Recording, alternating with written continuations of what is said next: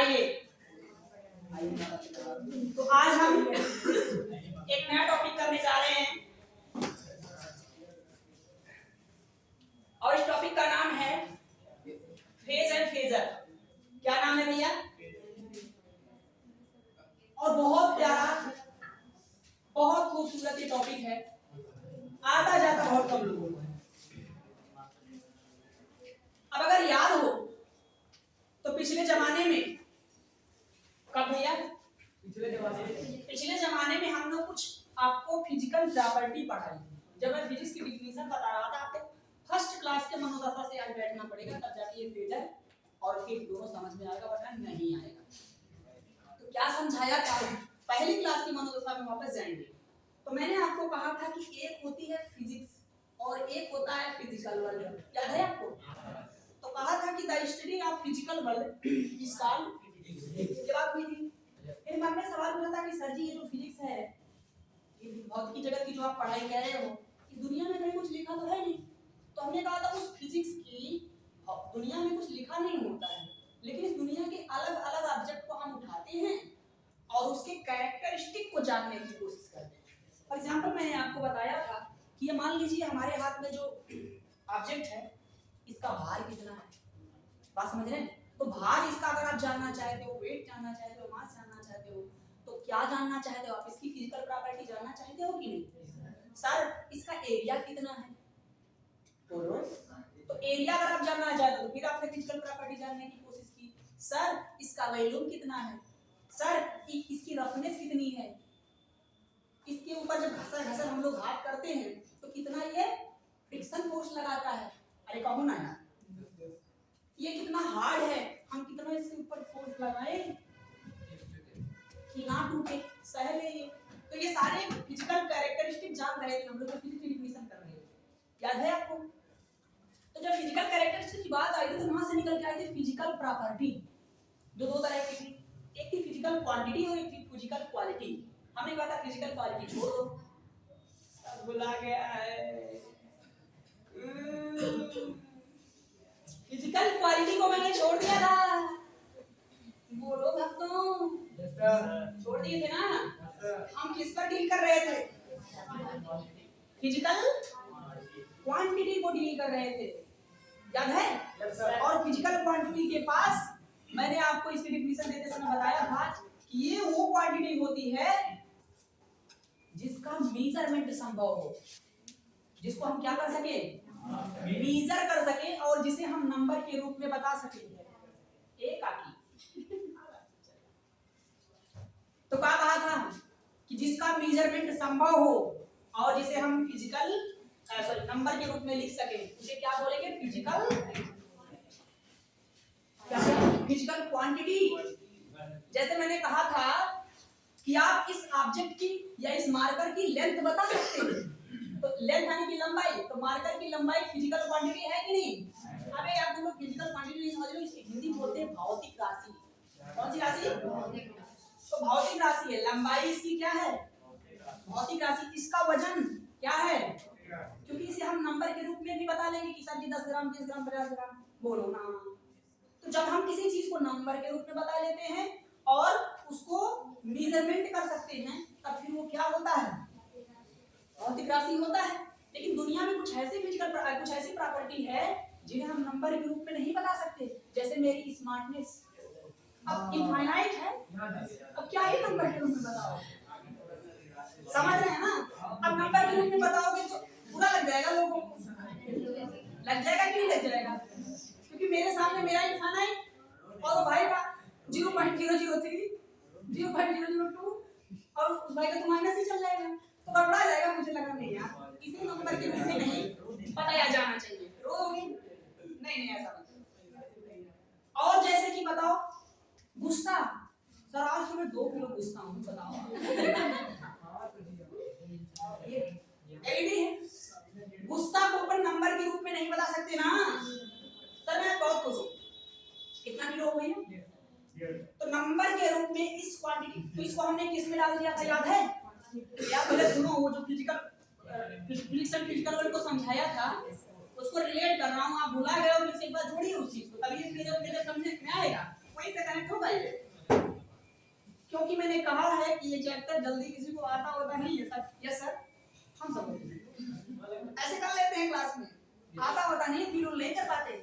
आप जिस मुस्कान के साथ, जिस मुस्कुराहट भरी मुस्कान के साथ क्लास में बैठे हुए हैं ना, यहाँ पर बाबू लोगों के 12 बज जाते हैं, खटिया खड़ी बिस्तरा गोल होता है, लोगों में मातम सा छाया रहता है, नानी माँ याद आ गई होती हैं, क्योंकि ये कौन सा चैप्टर चल रहा है, फर्स्ट बुक में लास्ट चल रहा है, और जहां भी आप मुस्कुरा कर बैठ कर पढ़ रहे हैं, समझ रहे, ये काबिलियत है हमारे सब्जेक्ट की। और मेरा भी क्योंकि बाबू आपको, आप सभी को पता है अंतिम में तो घास काट दिया जाता है, लेकिन आप देख रहे हैं मैं अंतिम में बिल्कुल घास नहीं काट रहा हूँ, बिल्कुल उसी एनर्जी के साथ, जिस एनर्जी के साथ मैंने फर्स्ट क्लास में पढ़ाया था, वही एनर्जी आज मुझे आप पा रहे होंगे।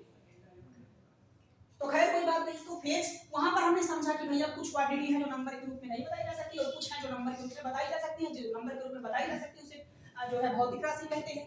क्लियर है? फिर मैंने आपसे कहा था ये जो फिजिकल क्वांटिटी है जिसे हम भौतिक राशि बोलते हैं, है ना, ये भी दो तरह की होती है, एक होती है व्याख्या, क्या होती है, और एक होती है स्केलर, क्या होती है भाई, तो ये बताना ही भूल गया था, टेंसर। अच्छा वहां मैंने आपको भूलवा दिया, वहां मैंने आपको फुसला लिया था कि सर सुनो ना, ये जो वेक्टर क्वांटिटी, अच्छा मैं आपको क्योंकि मुझे वहां फोकस किस पर करना था, तो वेक्टर पर मुझे फोकस करना था, तो बाकी बातें मैं इधर उधर का करके आपको फुसला लिया था, और आप भी फुसल ही गए थे, और उस समय उतनी उम्र में तो नहीं थी कि सर जी आप सवाल पूछ लो। तो क्या हुआ था, तो स्केलर क्वांटिटी को मैंने वहां बिल्कुल छोड़ दिया था, और स्केलर क्वांटिटी को इसलिए छोड़ दिया था क्योंकि कहा था कि आपकी मैडम जी ने इसको बहुत अच्छे से पढ़ाया हुआ, तो मैंने आपको जम के क्या पढ़ाया था, झमाझम वेक्टर पढ़ाया, और मैंने पूरी एनर्जी से पढ़ाया था, और बेस्ट पढ़ाया था आपको। अब एक चीज छूट गई थी जिसका क्या नाम था, टेंसर। आप सुनेंगे ध्यान से। तो वेक्टर क्वांटिटी किस अलजेब्रा से चलती है, वेक्टर अलजेब्रा से चलती है, और वेक्टर अलजेब्रा की कुछ खास बातें, वेक्टर अलजेब्रा की खास बात ये है कि जैसे आप मुझे बताना भैया 3 और 4 मिलके कितना 7 हो जाएगा। अभी यही चीज मैंने आपको बताया होगा वहां पर जब मैं वेक्टर पढ़ाया था, तो आपसे कहा था कि ये 3 और 4 जोड़ते समय पहले पूछो वेक्टर है कि वेक्टर है, तो वेक्टर की तरह जोड़ूंगा। अच्छा वेक्टर की तरह कैसे जोड़ूंगा सर, 3 का स्क्वायर प्लस 4 का square plus 3 into 4 into cos, वो भी था, अरे वो तरीके समझा छूट जाता है, ऐसे करूंगा कि नहीं करूंगा बढ़िया, इसको जोड़ने के बाद उत्तर ई आएगा, जो तुम कह रही हो 7, वो डिपेंड करेगा थीटा पर, बात क्लियर है। तो कोई आपसे पूछ ले कि 4 और 3 कितना होता है, तो कहना 1 मिनट भाई साहब 1 मिनट चाहिए, हाँ वेक्टर है, अच्छा वेक्टर होगा तो cos थीटा कितना कर देना, खत्म। अगर वो मेरे लाल क्या हो जाए, एक ही डायरेक्शन में आ जाए, यहाँ कितना रख देना 0, यहाँ 0 रख देना, बात खत्म। तो फिर से वही उत्तर 4 और 3 7 आ जाएगा खट से, अरे बोलो तो दिक्कत नहीं आएगा। लेकिन मैं उसको उत्तर, अगर अच्छा बच्चा आप उत्तर बताओ, अच्छा बच्चा बैठे तो आपको उत्तर यही बताना चाहिए। अच्छा सामने वाला मार्केट में कोई जा रहा है, भैया काम करो 3 रुपए की प्याज ले ली है और 2 रुपए की मैंने ले ली धनिया, आप मुझे उत्तर बताओ, तो 1 मिनट तक बता, 3 का स्क्वायर प्लस 4 का स्क्वायर प्लस 3 इंटू 2 इंटू, भाई साहब कहते सब्जी ले जाओ, सब्जी तुम्हारी। ऐसी जगहों पर नहीं अपना ज्ञान इस्तेमाल करिएगा। आपको बात समझ में आई? तो वेक्टर क्वांटिटी किस अलजेब्रा का पालन करती है, वेक्टर अलजेब्रा का पालन करती है, और वेक्टर अलजेब्रा को सिंपली नहीं जुड़ती और घटती है, इसका अलग ही दुनिया है। अच्छा फिर मजा आया था, हमने क्या पढ़ाया था जब आपको, हमने नहीं पढ़ाया था, आपकी मैडम जी ने खूब भर भर के पढ़ाया था, वो जो बचपन में पढ़ाती थी ना, 3 और 2 जोड़ा 5 आ गया, 4 और 1 जोड़ा 5 आ गया, वाह क्या ज्ञान है।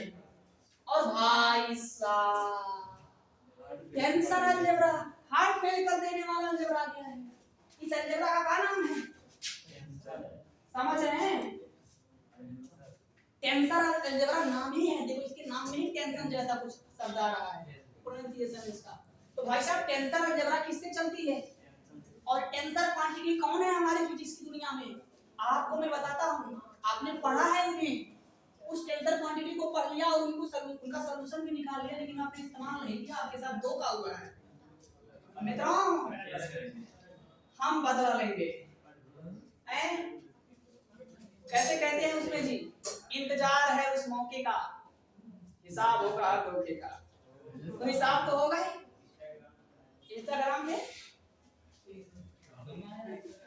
आइए तो अलजेब्रा, टेंसर अलजेब्रा क्या होता है, ये चलती है मेरे नाम मोहर सर्किल अलजेब्रा। आइयो मोहर सर्किल, सर जी से पढ़ाओगे क्या, हमारी जिंदगी झंड करोगे क्या?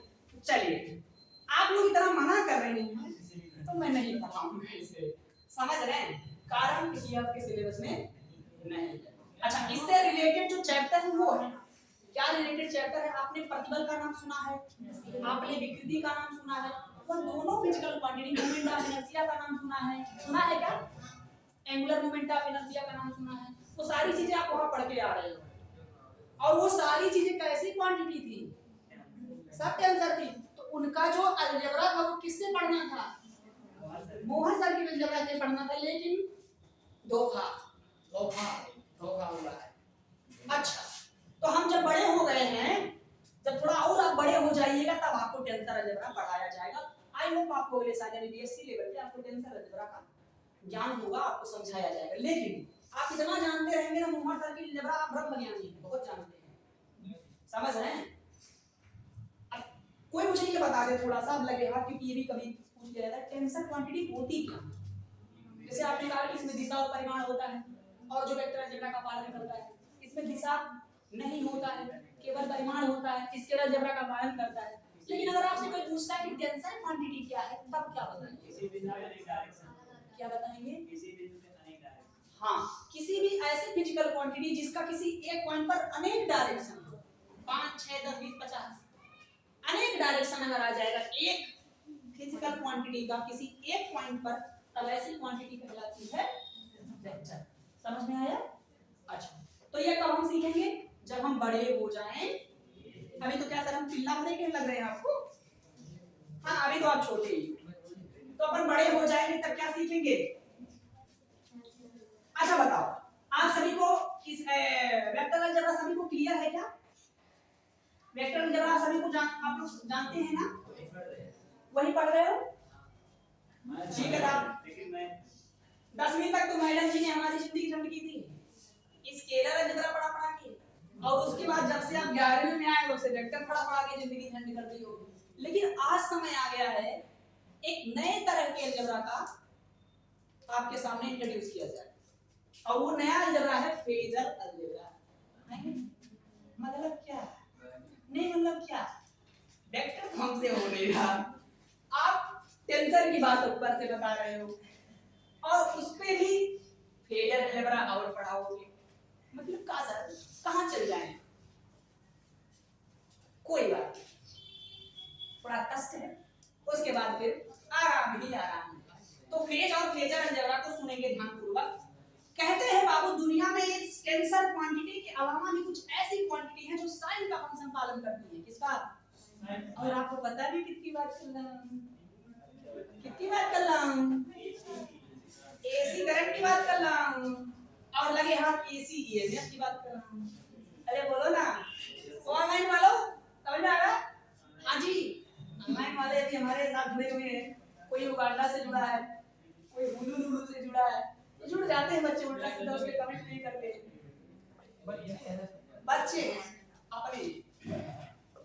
तो बताइए, अगर आपसे कहा जाए कि सर जी दुनिया में कौन क्वांटिटी है जो साइन का फंक्शन फॉलो करती है, अभी हमारे सिलेबस के अकॉर्डिंग तो भैया एसी करंट, कौन चीज आई बोलो ना, और एसी ईएमएफ, यह दोनों अभी अभी हमने सीखा है कि यह दोनों साइन का फंक्शन फॉलो करती हैं। अगर मेरे लाल ना तो ये टेलर के दुलेगा और ना ही वेक्टर की दुलेगा, दोनों की मना कर दिया, दिता डालेगा।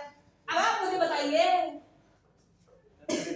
हमारे पास एक करंट है जिसका मान है I naught sine omega t for example, और दूसरा हमारे पास है I naught sine omega t plus pi, मान लीजिए ऐसा।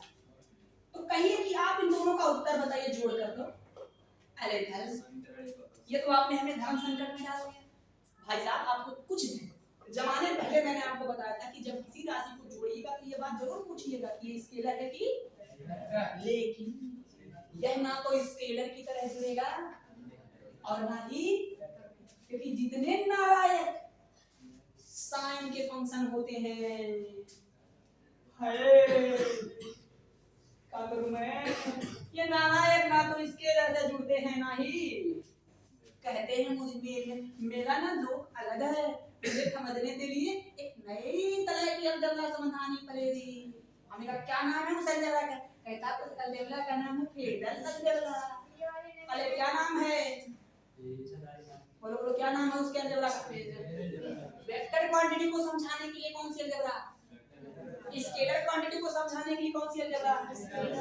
इसी तरह से मेरे नाम साइन के फंक्शन को फॉलो करने वाले जितनी दुनिया में इक्वेशन है उनका सलूशन या उनको सॉल्व करने के लिए कौन सी अलजबरा? बोलो भक्तों, नहीं बोल रहे हो यार। ये वीडियो इसीलिए तो बनाया जा रहा है, अगले साल ये सब में मुफ्त मुफ्त में बोल दूंगा बच्चों को, जाओ फलाना वीडियो जाके देख लो। मेरे पास कहाँ है सब की चीज, हमें सबका समय नहीं होगा। हम आगे की बात करेंगे, सवाल वाला बनाएंगे, तो ये सब चीजें एक्स्ट्रा ज्ञान है ये सब।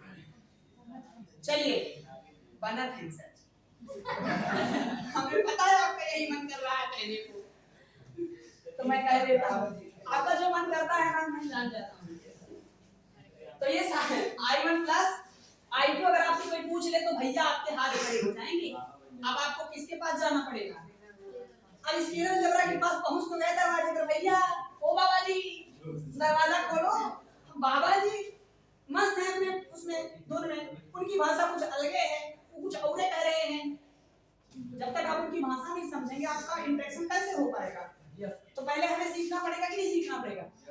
तो आइए अब हम चलते हैं मिस्टर श्री श्री 1008 की फेज एंड फेजर डायग्राम पर चलते हैं। ये क्या वाला आपको समझ में आया कि फेज डायग्राम हम क्यों पढ़ने जा रहे हैं, फेजर हम क्यों पढ़ने जा रहे हैं? क्योंकि हम जिस क्वांटिटी को अब उत्तर देने जा रहे हैं वो क्वांटिटी ना तो वेक्टर की तरह जुड़ रही है और ना ही स्केलर की तरह जुड़ रही है, तो मजबूरन मुझे कोई नई टाइप की अलजेब्रा का स्टडी करना पड़ेगा, अध्ययन करना पड़ेगा। बात समझ में आ रही है? बोलो भैया, कोई दिक्कत परेशानी अगर हो तो अभी बोल दो, नहीं है? बहुत अच्छे साहब। तो अब मैं आपको एक बात से समझाता हूँ, एक छोटी सी चीज छूट रही थी यार, चलिए कोई बात नहीं, थोड़ी देर बाद उसको समझा दिया जाएगा क्योंकि ये टॉपिक छिड़ गया है। तो देखिए एक हमारे एक सर्किट एक सवाल से बात समझाता हूँ, सवाल में क्या दिक्कत आई और उस दिक्कत का उत्तर मैं कैसे दे रहा हूँ, मतलब सवाल से आपके दिमाग में इसका इमेजिनेशन क्रिएट करूंगा और उसके बाद फिर सलूशन पर ले जाऊंगा। उल्टा करते हैं जनरली लोग, पहले सलूशन बताते हैं, पहले इसका उत्तर बता देते हैं फिर सवाल करवाते हैं। मैं उल्टा करवा रहा हूँ, थोड़ा मुझे स्टाइल।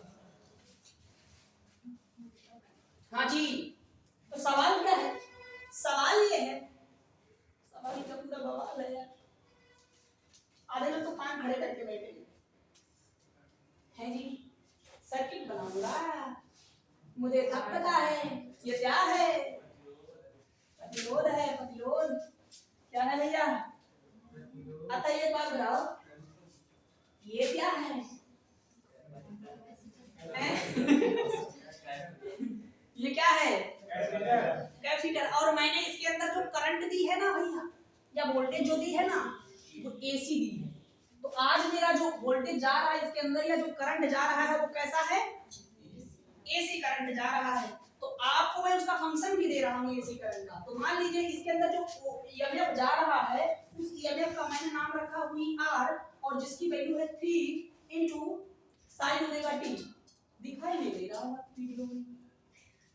3 sin ओमेगा, अरे बोलो ना क्यों है अमन, बड़े मजे ले रहे हो? मैं बोल यार अमन बहुत मजे ले रहा है, क्या बात है?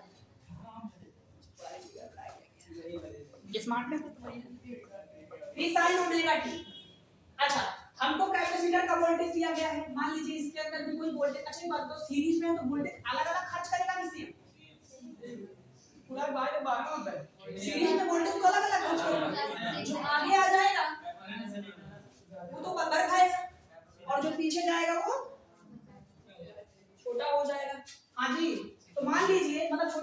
खर्च करेगा। इसका जो वोल्टेज है वो मैंने निकाल दिया है 40। यहाँ 40 कैसे लिखा? अच्छा 30 है, ये 30 है, यहाँ 40 है, साइन ओमेगा टी प्लस आई। सही है, ये क्या लिख दिया? आप मेरी बात समझिए, एक सर्किट थी, उस सर्किट को मैंने क्या दिया? एसी। आप समझ रहे हैं? एसी दिया है, क्या दिया है? AC current. और इस एसी करंट की वजह से, इस एसी करंट की वजह से यहाँ जो ईएमएफ पैदा होगा, अगर आपसे पूछा जाए तो आपने बचपन में पढ़ा है, अगर आप किसी रेजिस्टेंस को जब आप करंट आई देते हो और इसका रेजिस्टेंस आर है, तो इसका जो वोल्टेज होता है वो आईआर होता है कि नहीं होता? इस फार्मूले से निकालते हैं कि नहीं निकालते? लेकिन मुझे पता है यहाँ तो मैं एसी करंट दूंगा, कैसी करंट दूंगा तो वोल्टेज भी कैसी आएगी? एसी वाली। तो एसी वाली वोल्टेज का फंक्शन बताया है कि नहीं बताया? क्या वो साइन का फंक्शन होता है कि नहीं होता? होता है ना। तो फिर यहाँ पर भी जो वैल्यू होगी वो भी एसी है। तो दोनों जगह जो वोल्टेज पहुंच रही है कैसी वोल्टेज है? फिर किसी ने कहा टोटल वोल्टेज बताओ। तो बचपन में जब हम छोटे से थे पिल्ला भरे कि नहीं, तो अगर यहाँ पर V1 आता था और यहाँ पर क्या आता था? V2 आता था, तो क्या करते थे अपन? बताइए, V1 प्लस क्या कर देते थे? और मजे से बिल्कुल I1 R1 प्लस I2 यही करते रहते थे कि नहीं करते रहते थे? बोलो बाबू, यही करते थे ना। आज हमारी दुनिया कहाँ पहुंच गई है? यहाँ पहुंच गई। तो लोगों ने कहा 1 मिनट करो, मैं बताऊंगा अभी टोटल हर VR प्लस ये तो ठीक है, लेकिन कितने आने की दिक्कत बहुत ज्यादा है। क्या दिक्कत है? ये साइन के फंक्शन को सारे हद तक आप जोड़ घटा नहीं सकते। अब आपका उत्तर गलत हो जाएगा, आप क्या करोगे? तो आपको इस समय फेजर बनाना पड़ेगा। अरे फेजर का है, पेश करते हैं। आपको क्लियर हुआ?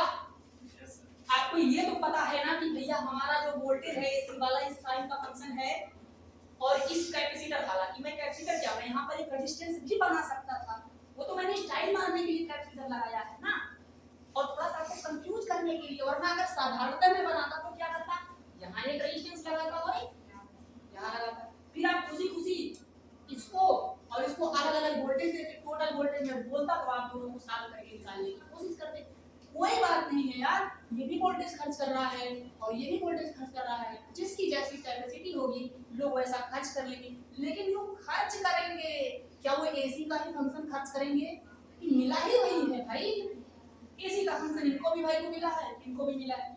कोई बात नहीं, आपको ये डर से बाहर निकालना चाहते हैं कि एक ही सर्किट के अंदर रेजिस्टेंस और कैपेसिटर अगर आ जाएगा तो भी डरने की कोई जरूरत नहीं है। इसमें जो वोल्टेज का खर्चा है, इसमें जो वोल्टेज का खर्चा है निकाल लीजिएगा और फिर लगा कर लीजिएगा। कुछ बात भेजने जा रही है, मैं आपको एक हाई स्टडी की तरफ मोड़ रहा हूँ। यहाँ से बातें हो सकता है हवाई सी हो जाए आपके लिए। ध्यान से सीट बेल्ट बांध कर रखिए आप, नहीं तो पता चला कि वहाँ वो हो गई, क्या कहते हैं उसको, पिचिंग एंड रोलिंग। हवाई जहाज जब आसमान में उड़ता है तो 2 घटना होती है, वो देख लो, पिचिंग एंड रोलिंग। तो पिचिंग एंड रोलिंग से पता चला बेचारा बेहोश हो गया। चलो भैया, अच्छा इसका ग्राफ बना के भी समझा सकता हूँ आपको। बता दूं क्या प्रॉब्लम क्या आई है?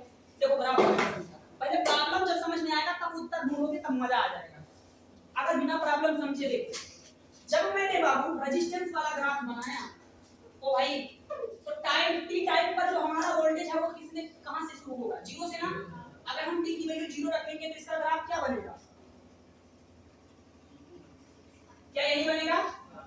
बोल दो, साइन का फंक्शन है। कि जो हरियर कलर का है किसका ग्राफ है? रेजिस्टेंस का। किसका है भैया? लेकिन क्या हमारी जो कैपेसिटर की वोल्टेज है वो 5 डिग्री आगे चल रही है? कितनी डिग्री आगे चल रही है? 5 डिग्री आगे चल रही है कि नहीं चल रही है? अच्छा, इस फाई की वैल्यू तो हम कुछ भी ले सकते हैं। चलो मान लेते हैं, वैल्यू लेकर आपको समझाते हैं। यहाँ पर फाई की वैल्यू मैं ले लेता हूँ पाई/2। कितना ले लिया हूँ? तो भाई आते नहीं भैया।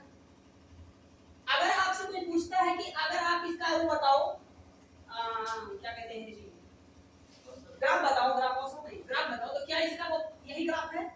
अच्छा, इसकी मैक्सिमम वैल्यू कितनी होगी बताना जल्दी से, भर से 30 होगा क्या? क्योंकि यही तो मैक्सिमम वैल्यू को रिप्रेजेंट करता है। बाकी ये साइन ओमेगा टी के अनुसार घना बना बदलेगा। अच्छी बात है, लेकिन क्या मुझे कोई बताएगा कैपेसिटर का ग्राफ कहां से शुरू होगा? जब ये जीरो रहेगा तब ये कितना होगा? मैक्सिमम पर होगा। यानी कि जब ये जीरो है तब ये कहां से शुरू होगा? और इसकी वैल्यू कितनी है? 40, यानी कि ऊपर से शुरू होगा। इसका ग्राफ थोड़ा बड़ा बनने वाला है, इसका मैक्सिमम पॉइंट 40 होना चाहिए। क्लियर है? तो देखिए मैं उसका ग्राफ कैसे बना रहा हूं, लाल कलर से। तो जब ये मैक्सिमम होगा तो ये मिनिमम हो जाएगा।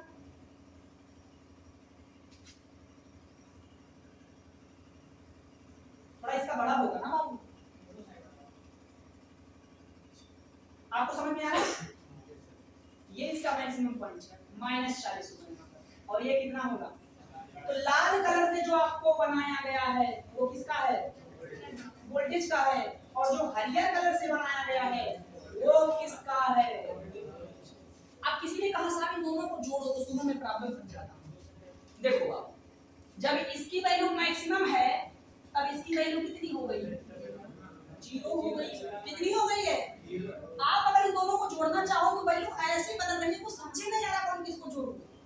अगर आप पूछते हो कि सर ये है कि इस वैल्यू पर मान लीजिए हमारा कुछ है, समथिंग मान लो 10 है या 15 है, तो उस समय इसकी वैल्यू कुछ दूसरी है। जैसे 11 हुआ इसकी वैल्यू फिर दूसरी बदल गई। तो जोड़ना आज बहुत मुश्किल है। दोनों को मुझे जोड़ना था। हाँ, एक जगह आप जोड़ सकते हो मैक्सिमम के केस। किस केस में? जब मैक्सिमम है 30 और ये मैक्सिमम उस समय कितना है? 0, तब तो आप जोड़ सकते हो। 0 और 40 जोड़ दो, खट से आंसर आ चुका है ना शुरू। लेकिन इसके अलावा तुम किसी भी पॉइंट पर जोड़ोगे तो बहुत समस्या होगा। आपको करोड़ों बिंदु बनाने पड़ेंगे और करोड़ों बिंदुओं को जाकर के सही इंडिकेट करना पड़ेगा और फिर उनके गैप को निकाल करके जोड़ना होगा और एक नया फेजर बनाना होगा, एक नया ग्राफ बनाना होगा जो कटिंग करेगा। तो बहुत मुश्किल काम है। इंटीग्रेशन भी यहाँ पर हाथ खड़े कर देता है, समझ रहे हैं? वरना तो मैं किससे चटकाता कि मुझे पता है मेरे लगता तो क्या नहीं आता है, फेजर नहीं जानता, मैं बच जाता। जो समझाया उसी से काम चला। इंटीग्रेशन यहाँ अपने आप खड़े कर दिया। ओह माय गॉड, पहली बार आया है जब अपना भाई भी साथ नहीं दे रहा है। रामायण आप लोग देखते हैं? तो जब रामायण में लक्ष्मण को वो मारता है, क्या नाम है लास्ट में? मेघनाथ, वो तीर मारता है ना, जो पाशुपात ना पास ये नहीं, एकदम लास्ट में भी तब वो सारे जो है जाते लक्ष्मण के पास, लेकिन वो सब नहीं लगते लक्ष्मण को। हाँ, प्रणाम करके चल जाते हैं। तो उसमें उस बैकग्राउंड लिरिक है ना, शिव भी आज विमुख हुए। मतलब उसमें कहा गया है कि भगवान शिव भी आज हमारा साथ नहीं दे रहे, जो माना जाता है सबका साथ देते, खत्म साथ देते। तो आज हमारा इंटीग्रेशन भी क्या कर नहीं रहा है, साथ नहीं दे रहा, वरना तो थारो भाई इंटीग्रेशन से ही चलता था। क्या आपको प्रॉब्लम समझ में आई? अच्छा, ये सब हमें बनाने की जरूरत नहीं, मैंने बस प्रॉब्लम क्रिएट करने के लिए आपके सामने रखा। अब हम क्या करेंगे, इसका उत्तर कैसे देंगे वो सुनो। तो जितनी भी राशियां उत्तर सुनो आप, जितनी भी राशियां साइन का फंक्शन होती हैं वो ना तो स्केलर से जुड़ेंगी ना ही, लेकिन अगर आप इस वैल्यू को ना एक वेक्टर मान लो, क्या मान लो, मतलब ये जो वैल्यू दी गई है इस वैल्यू को हम क्या मान रहे हैं अपनी तरफ से, झूठ मूठ का मान रहे हैं कि मान लेते हैं ये एक वेक्टर है। क्या है? तो इसकी जो मैक्सिमम वैल्यू है, ये क्वाड्रेंट बना रहा हूं मैं, चतुर्थांश बना रहा हूं, और इस क्वाड्रेंट का ओरिजिन कहां है मेरे साथ? आपको लग रहा है नहीं आ पा रहा है भाई? आ रहा है पक्का? बहुत मुश्किल चीज है यार। दो बात इसको समझाते नहीं जरूरी जाओ यार, ये लगा दे, चार लोग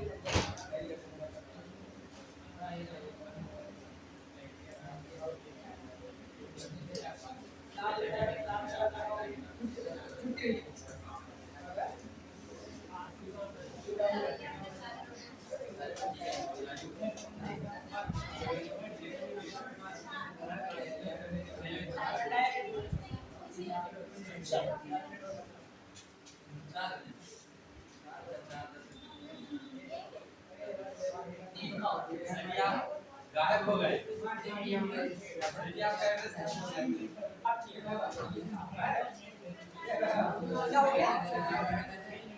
शांत और लड़के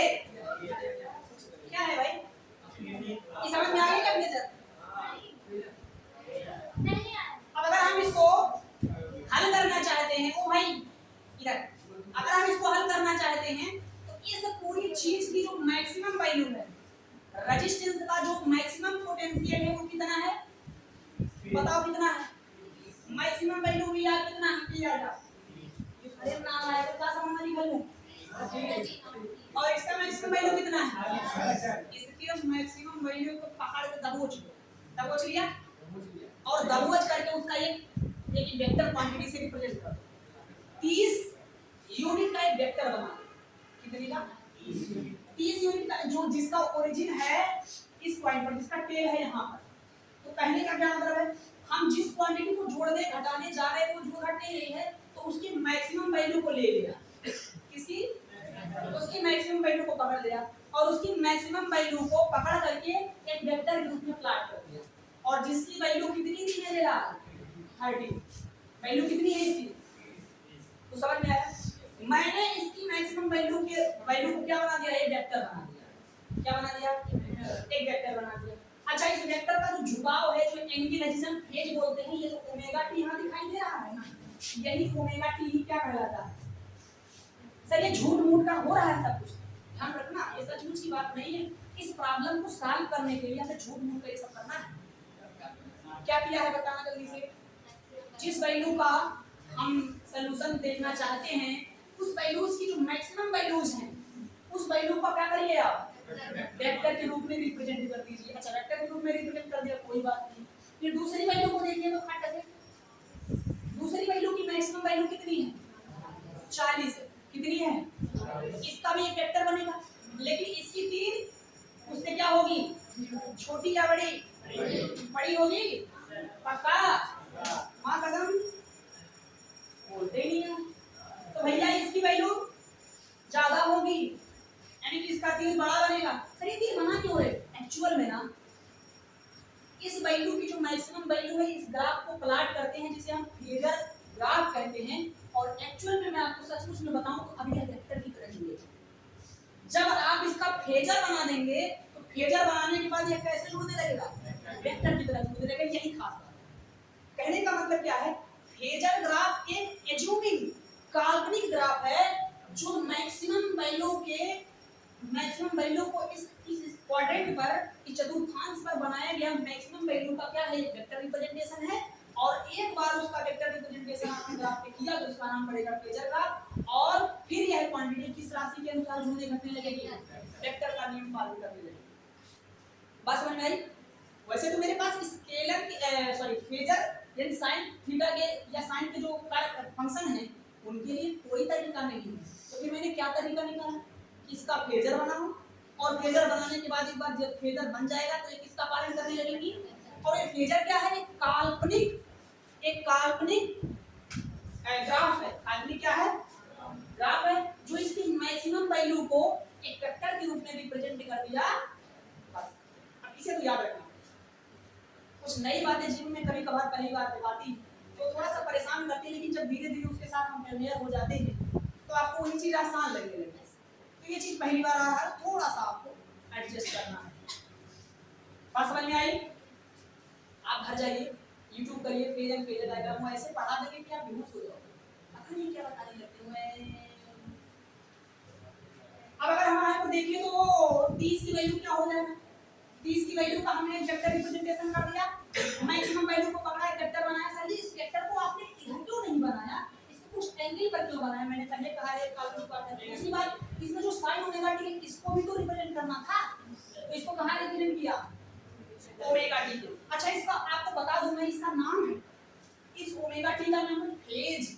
क्या नाम है? फेज। हिंदी बोलते हैं कला, और मैं अपनी भाषा में बोलता हूँ थूथू। क्या होता है? थूथू समझते? कभी आप लोग सियार पर घुमाते हुए देखे हैं? ऐसे करके घुमाता नहीं है तो वो जो ऊपर की तरफ मुंह करके घुमा रहा है उसका थूथू है वो। तो हमारा अभी धीरे धीरे समझ में आएगा कि थूथू का क्या मतलब है। आप लोगों ने लाइट पढ़ा, वहां व्यतिकरण पढ़ा होगा आपने, पढ़ा क्या? वहां पर भी फेज डिफरेंस के बारे में सुना, वहां कलांतर के नाम से जाना होगा, वहां भी ये चीज है। और वो भी फेजर डायग्राम भी है, लेकिन वहां तो घास काट रहे हो, कुछ पता ही नहीं चल रहा क्या फेज और क्या फेजर मार्टर, तुम बताओ जरा सर। सवाल आ गया, कोई बात नहीं। व्यतिकरण, यस, वही चैप्टर में व्यतिकरण वाले भी ये शब्द जरूर आपने सुना होगा, फेज। डायरेक्शन, दोनों बातें आपने सुनी होंगी। क्या होता है फेज? फेज को जब मैं वहां समझाऊंगा, आप बस एक शब्द याद रखिए, फेज माने थोथू। फेज माने, आपको मैं समझाता हूं। देखो ए सुना है, अब तुम अपने अपने हम लोग, अगर मान लीजिए यहाँ की करंट देखा जाए और यहाँ की करंट को निहारी जाए, थोड़ा सा निहारी, और यहाँ जो करंट है वो कैसी जा रही है? नीचे। इस समय इसका थूथू किधर है? नीचे है। इस समय इसका थूथू किधर है? इस समय इसमें कर्व होने लगेगी, इस तरह थूथू थोड़ा कर्व होगा कि नहीं होगा? तो जिस पॉइंट पर कोई भी क्वांटिटी, जिस पॉइंट पर कोई भी क्वांटिटी जिस डायरेक्शन में होती है वही उसका कहलाता है फेज, और वही उसका कहलाता है थूथू। अगर थूथू इधर है तो उसका फेज उधर है, अगर थूथू उधर है तो आपका फेज उधर है। बोलो, नहीं देखे लोग? आप लोग कभी वो फील किए हैं? कभी मान लो मेला मेला कह रहा हूँ, कभी मान लो शादी वादी में, शादी में कभी आप गए हो? बहुत बार गए। आप मान लो सामने से जा रहे हैं, सामने से कोई आ गई, आप दोनों टकराने ही वाले हो, तो आप दोनों का फेज क्या है? एक ही तरफ है, सेम है, तो फेज क्या करना पड़ेगा? चेंज करना पड़ेगा। तो फेज समझ में आ रहा है कुछ? इसका और अच्छा एक्सप्लेनेशन हम आपको वहीं देंगे, वेदिकरण में ही देंगे। यहाँ थोड़ा सा डिस्कस आगे चलता है। अरे सब ख्यालों की दुनिया में जी है, उसके आगे बता दीजिए। मान लीजिए सर फेज सेम नहीं, अलग अलग नहीं होगा, तो फिर सर आगे क्या होगा?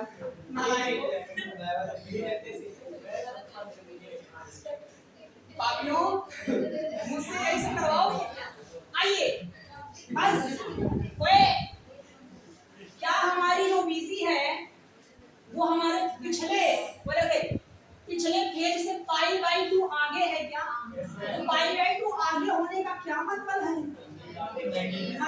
अगला जो वेक्टर बनेगा 40 का, वो 90 डिग्री क्या होगा? एक्स्ट्रा होगा। ये पाई बाई 2 क्या होगा मेरे लाल?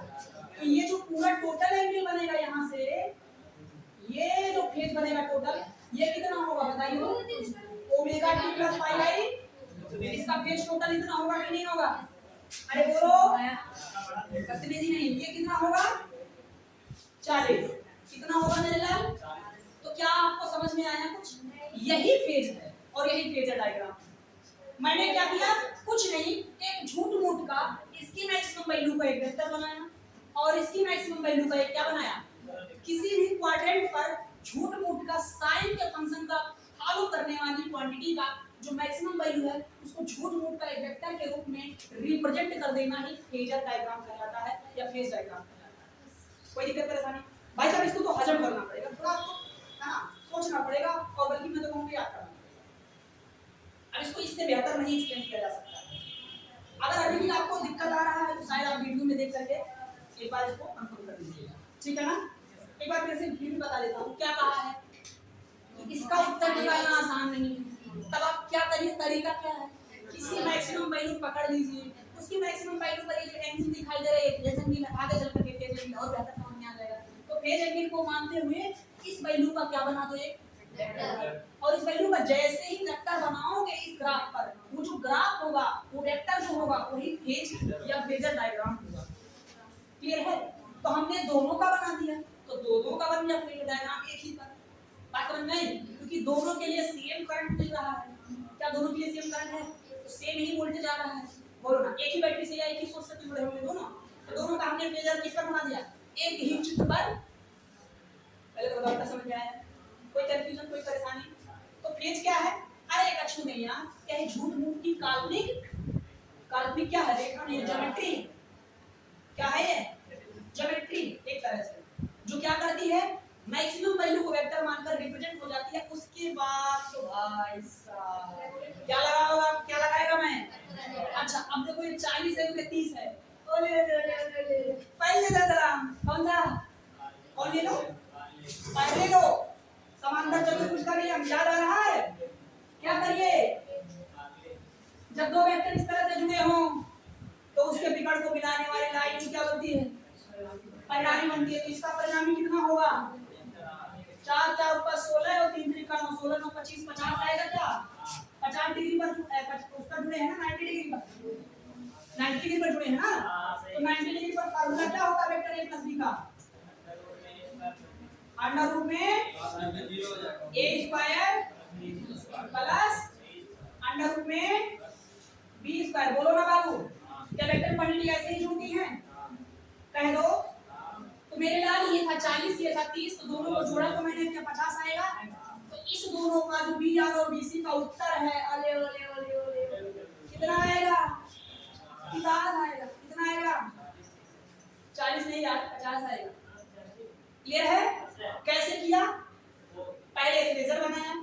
फ्रेजर एक काल्पनिक बात है, मनगढ़ंत कहानी है, और उस मनगढ़ंत कहानी के बाद जब फ्रेजर बन गया तब उस पर मैंने वेक्टर अलजेब्रा लगा दिया। अब जिस गरीब का वेक्टर कमजोर होगा ना, उसकी दिल की धड़कनें धक धक करेगी। तो यहाँ तो मैंने पहले फ्रेजर लगाना है और फिर क्या लगाना है?